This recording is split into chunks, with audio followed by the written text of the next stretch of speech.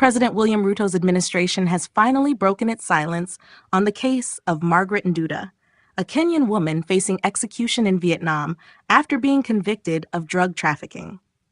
Nduta was sentenced to death by a Vietnamese court for smuggling over 2 kilograms of cocaine, a crime that carries the ultimate penalty under the country's strict drug laws.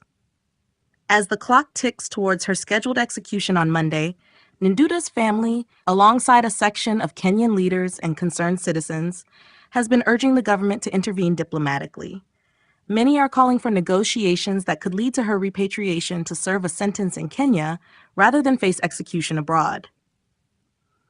In response, Foreign Affairs Principal Secretary Korir Sing'oei acknowledged the gravity of the situation, describing it as complex and difficult. He, however, assured the public that the government is making every effort to seek clemency for Nduta. Taking to social media platform X, Sing'oei revealed that he had reached out to Vietnam's Deputy Minister of Foreign Affairs, Nguyen Minh Hang, formally requesting a stay of execution. I conveyed to Madam Hang the anxiety of the Kenyan people on the impending execution of our national, and reiterated our request for a stay of execution to allow our two countries to find a path to resolving the issue, he stated. Sing'oei further expressed optimism, noting that Vietnam's government is considering Kenya's petition. Meanwhile, Kenya's diplomatic mission in Bangkok, which is accredited to Vietnam in the absence of a direct embassy, is actively monitoring the case.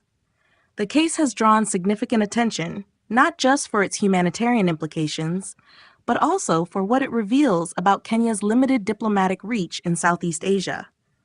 Unlike other nations that have successfully lobbied for clemency for their citizens in similar cases, Kenya lacks a formal bilateral agreement with Vietnam, which could complicate negotiations.